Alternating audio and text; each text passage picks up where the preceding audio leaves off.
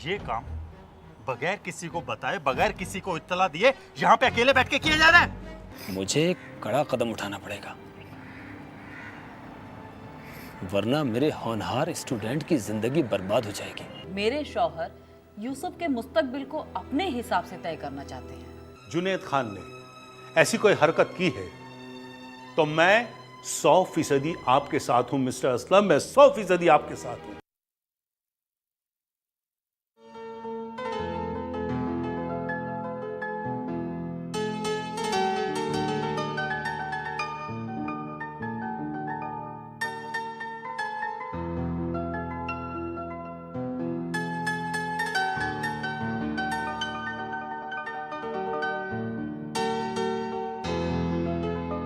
अरे असलम सर, आप कहाँ जा रहे हैं? स्कूल की छुट्टी हो गई है और टीचर्स रूम का रास्ता तो उधर है। रास्ता दिखाने के लिए बहुत बहुत शुक्रिया। सर एक बात बताइए। जी हाँ मोहतरमा, जरूर बताऊंगा, अर्ज तो कीजिए। आप बच्चों को क्लासरूम में गुलेल के बारे में और गुलेल की बुनियादी चीजों के बारे में काफी कुछ बता रहे थे। तो आपको भी खबर हो गई? जी हाँ बिल्कुल, इसीलिए तो आपसे जिक्र कर रही हूँ। अरे भाई वो तो महज एक इत्तेफाक था, मेरी बच्चों पर नजर पड़ गई। मैंने सोचा कि क्यों ना इलास्टिसिटी की बुनियादी जानकारी दी जाए, इसीलिए मैंने किया। मगर आम लोग तो यही सोचेंगे ना, असलम शेख बच्चों को गुलेल चलाना सिखा रहा है। अच्छा अब आप एक बात बताइए। जी जरूर पूछिए। मैंने प्रिंसिपल साहब से एक अलग और तल्ख अंदाज में बातचीत की थी, कुछ गलत तो नहीं किया? जी बिल्कुल नहीं। आपने ऐसा क्यों सोचा? बस ऐसे ही, आपकी राय जानने का ख्वाहिशमंद था। असलम सर, इसमें कोई गलत बात नहीं है। आपके प्रोटेस्ट का तरीका बिल्कुल जायज है।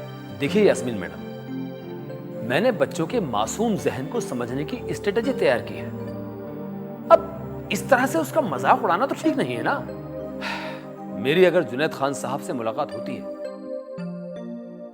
तो मैं सारी बात उन्हें वाज़ेह तौर पर समझाने की कोशिश करूंगा। सर जुनैद खान साहब जब आएंगे, मुझे पूरा यकीन है प्रिंसिपल साहब आपको जरूर कॉल करेंगे। जुनैद खान साहब परेशान तो हो रहे होंगे, मेरा मतलब है वो सोच रहे होंगे कि यूं यकायक उन्हें स्कूल क्यों बुलाया गया।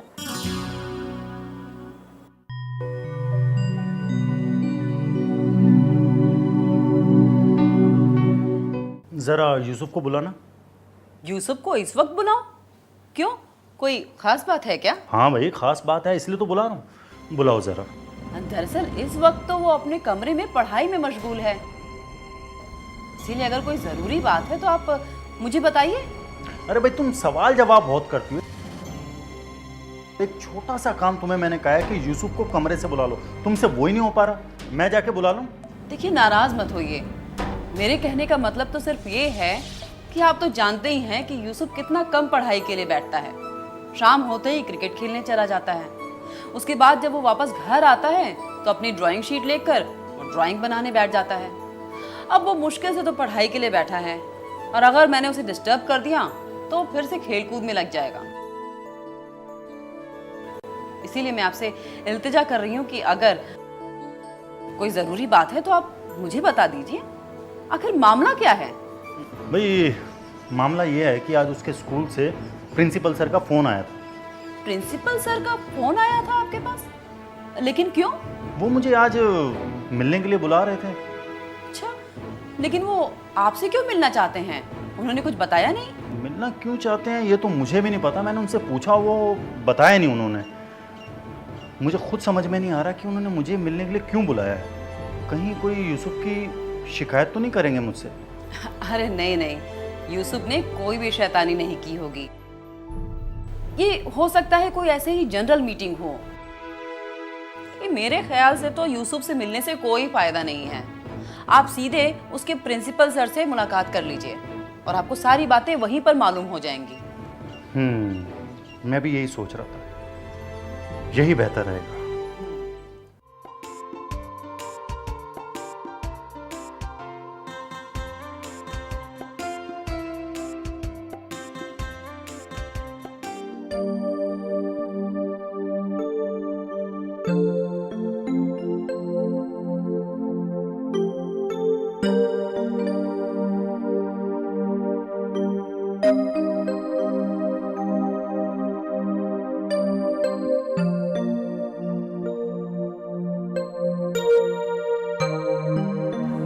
इन शीट्स में बिखरे हुए एहसास को देख बच्चों की जहनी सलाहियत को समझने का मौका मिल सकता है। अच्छा, ये आदिल ने तैयार किया है, बहुत खूब।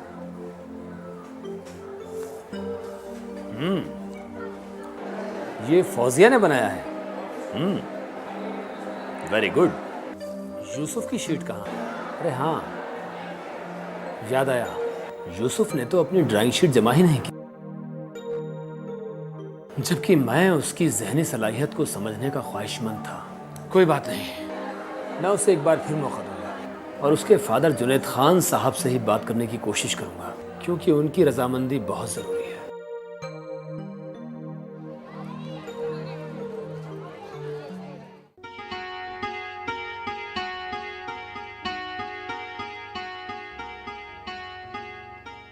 जुनैद साहब, आप अपना कीमती वक्त निकालकर स्कूल में आए, इसके लिए बहुत बहुत शुक्रिया।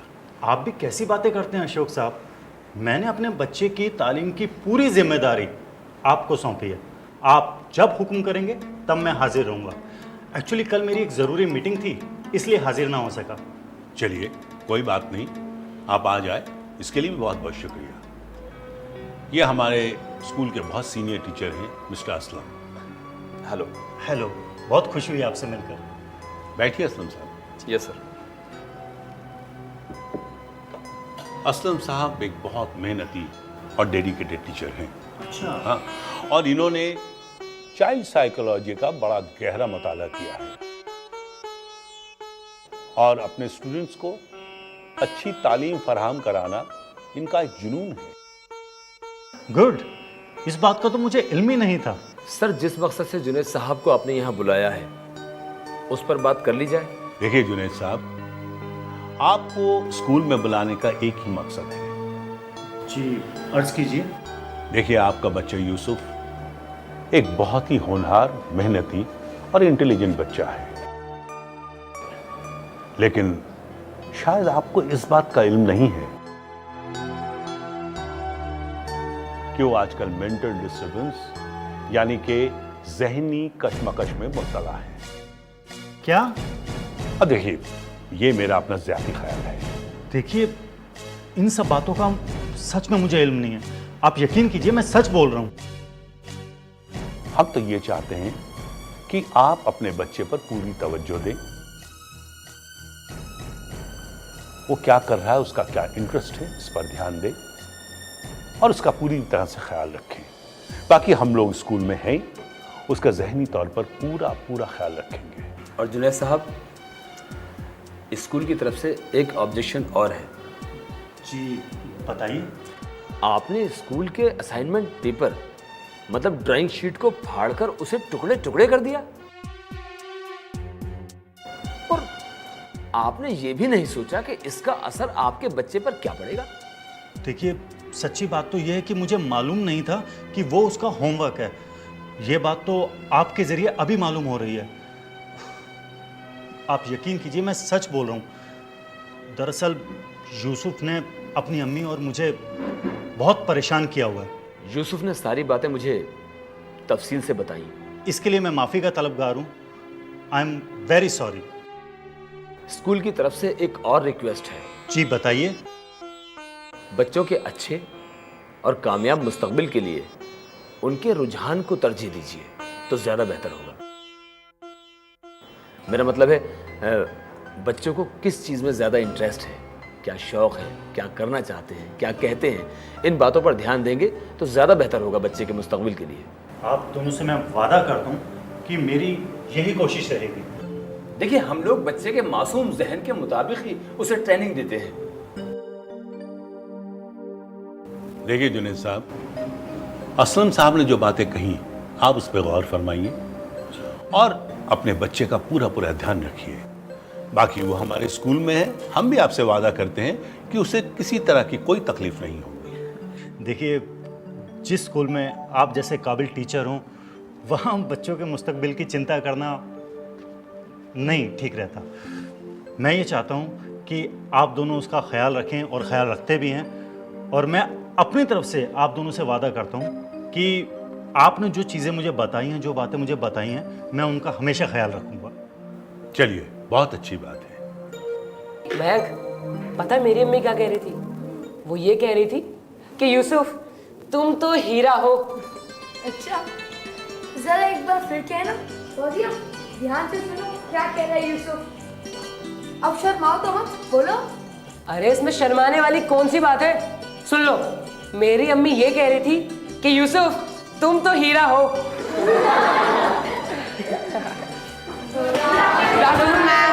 Good afternoon, please be seated. Thank you ma'am.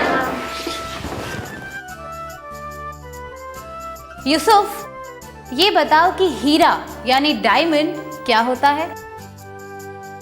Madam, मुझे नहीं मालूम। नहीं मालूम? ये क्या बात हुई? फौजिया, क्या तुम्हें पता है कि हीरा यानी डायमंड क्या होता है? मैम मुझे नहीं मालूम, बस इतना पता है कि मेरी अम्मी हीरे की अंगूठी पहनती हैं। अच्छा, तो मुझे भी लाकर देना। ठीक है, please sit down. Okay ma'am. बच्चों, क्या आप जानते हैं कि हीरा कैसे बनता है? आप में से कोई बताएगा? चलिए मैं ही बता देती हूँ। हीरा कार्बन से बनता है। कार्बन कोयले की ही एक किस्म होती है। Diamond is the hardest form of carbon. हीरा कार्बन का सबसे हार्डेस्ट फॉर्म है। मैम, कोयले से हीरा बनता है, ये बात मुझे कुछ समझ नहीं आती। यूसुफ, ये जानकारी तुम्हें कहाँ से मिली? मुझे समझ में नहीं आया। मैम, इसके बारे में मेरे अब्बू मुझे बता रहे थे। जब कोयला सैकड़ों सालों तक जमीन के नीचे दबा रहता है, उसमें कुछ केमिकल चेंजेस होते हैं और वहीं से हीरा बनता है।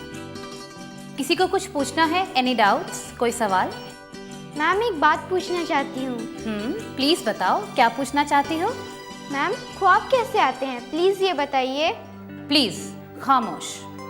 इसका मतलब आप मेरी बात ध्यान से नहीं सुन रही थी, बल्कि किन्हीं और ख्यालों में खोई हुई थी। पर मैम ख्वाब तो सोते वक्त देखे जाते हैं, ये मुमकिन कैसे है कि मैं अभी ख्वाब देख लूं? क्योंकि मैं तो अभी जाग रही हूँ। फौजिया ने बहुत अच्छा सवाल पूछा। क्या आप जानते हैं कि ख्वाब जागते हुए भी देखे जाते हैं? ये बात बिल्कुल सच है। जिस तरह रात का ख्वाब होता है, उसी तरह दिन का भी ख्वाब होता है। बस फर्क इतना है कि रात का ख्वाब हम सोते हुए देखते हैं और दिन का जागते हुए। पर मैम ये मुमकिन कैसे होता है, प्लीज बताइए। बच्चों, ख्वाब तब आता है जब ख्वाब देखने वाला बिल्कुल रिलैक्स्ड होता है। उसका ध्यान कहीं नहीं होता और उसका ध्यान वहां जाता है जहां वो चाहता है। रात का ख्वाब अक्सर अनरियलिस्टिक और अनयूजुअल होता है, क्योंकि रात के वक्त हमारा दिमाग पर कंट्रोल नहीं होता, मगर दिन का ख्वाब सही भी हो सकता है।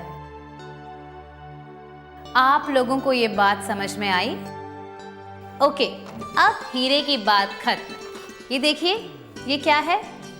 मैम तुम बताओ। मैम इसमें दो अलग अलग तस्वीरें बनी हुई हैं। बिल्कुल ठीक, इसमें दो तस्वीरें बनी हुई हैं। लेकिन दोनों एक ही तरह की तस्वीरें हैं। बिल्कुल गलत, दोनों एक तरह की तस्वीरें नहीं है। Please sit down. Thank you ma'am. अभी पता चल जाएगा। शिवम, ये पेपर्स डिस्ट्रीब्यूट कर दो।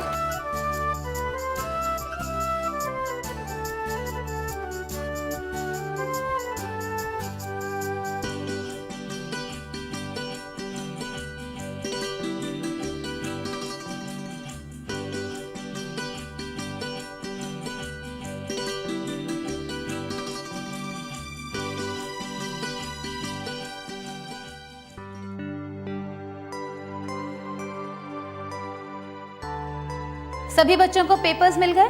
Yes ma'am. अब गौर से सुनिए कि करना क्या है। ये तस्वीरें सेम नहीं हैं, बहुत डिफरेंट हैं।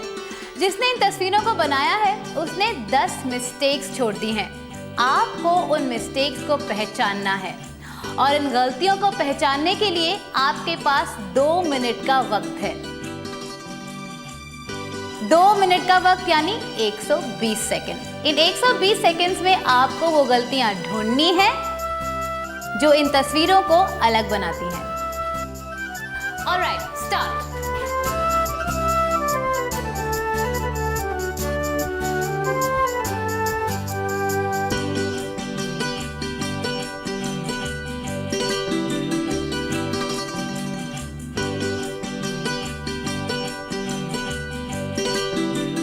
Alright students, time up. रुक जाइए। शिवम, सब पेपर्स कलेक्ट कर लो।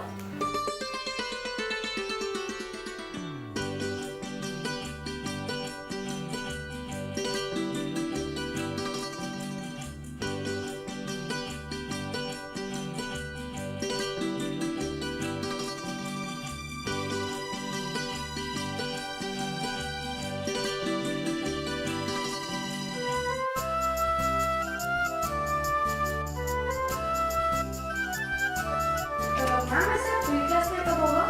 मेरा मतलब ये रोजाना होगा? हाँ, क्यों नहीं, मैं इसके बारे में अपने घर में भी बताऊंगा। जरूर।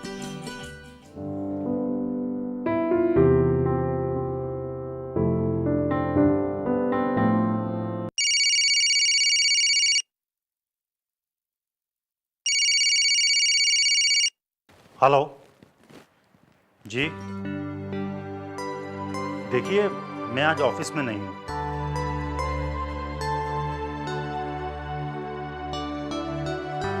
ठीक है, मैं समझ गया।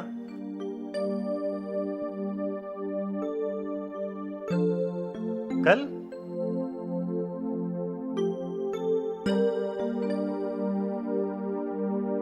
हाँ, ठीक है, मैं कल ऑफिस आकर देखता हूँ।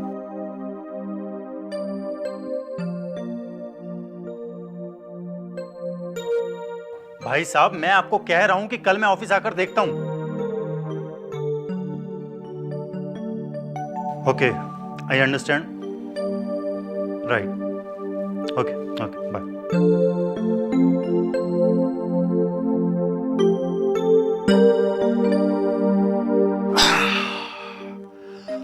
कुलसुम, जरा एक गिलास पानी तो देना।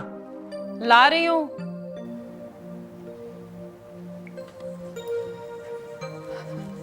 ये लीजिए। हाँ, शुक्रिया। आज आपके ऑफिस की छुट्टी है क्या? छुट्टी है नहीं, ली है।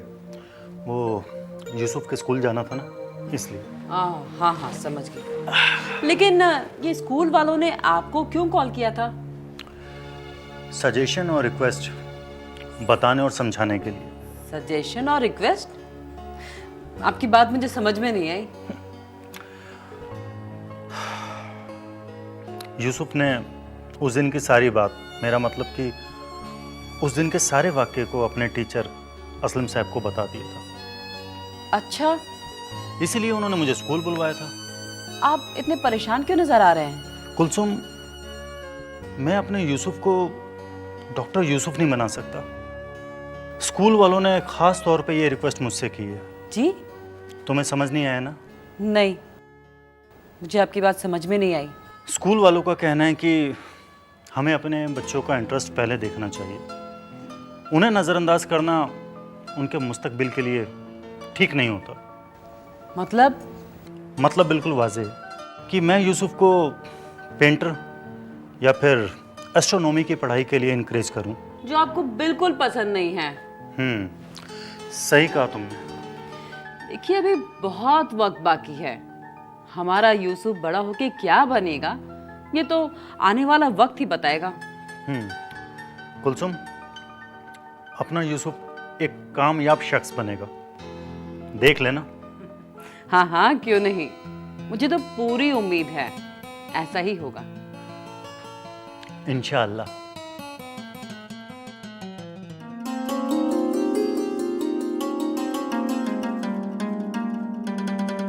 मयंक, क्या हुआ? तुमने कितने मिस्टेक निकाले? सच सच बताना, झूठ मत बोलना, क्योंकि झूठ हमेशा पकड़ा जाता है। ठीक है, मैंने पूरी की पूरी 6 मिस्टेक्स निकाली हैं। 6। तू तो गया भाई, तू गया। तू तो किसी भी काम का नहीं है। और मेरे बारे में क्या ख्याल है बताऊं? अरे तो तुम क्यों शर्मा रहे हो, बताओ। मैंने मुश्किल से 5 मिस्टेक्स निकाली। 5। ये तो बैग से भी बड़ा गोल है, बड़े साइज का गोल। यूसुफ, तुम भी तो बताओ अपने बारे में, तुमने कितनी मिस्टेक निकाली हैं? बताऊंगा बताऊंगा, जरूर बताऊंगा। अरे तुम लोगों को नहीं बताऊंगा तो किसे बताऊंगा? तुमने ना पूरी 10 की 10 मिस्टेक्स निकाली होंगी। यू आर राइट, एकदम सही मयंक। लेकिन मैंने तो किसी को बताया ही नहीं था। तुम्हें कैसे मालूम? क्योंकि तुम जीनियस हो और जीनियस का पता चल जाता है। चलो चलो ठीक है, उड़ा लो मेरा मजाक। मेरी तरफ से पूरी परमिशन है दोस्तों। फौजिया ने 2 मिनट में एक मिस्टेक का पता किया है। यूसुफ, नहीं नहीं, मेरा 5 है, गलत मत बताओ, समझ लिया? My dear friends, I am really a genius. मैं सही मायने में एक जीनियस हूँ, क्योंकि मैंने 10 की 10 मिस्टेक की पहचान कर ली। अच्छा, क्या ये सच बात है? यस, मैं बिल्कुल सही कह रहा हूँ, मैं कभी झूठ नहीं बोलता। हाँ। अच्छा ये बताओ, पिछली बार तुमने पेंटिंग क्यों नहीं बनाई थी? ये गलत बात तुम्हें किसने बताई? पता है, मैंने 3 रंगों का आसमान बनाया था। क्या 3 रंगों का आसमान? क्या कह रहे हो? चौंक गई ना? अच्छा ये बताओ, क्या तुमने रात में आसमान को गौर से देखा है? अभी तक तो नहीं देखा। देखना, फिर बताना। ओके मेरे जीनियस, तुम कह रहे हो तो मैं जरूर देखूंगी, ये मेरा तुमसे वादा है।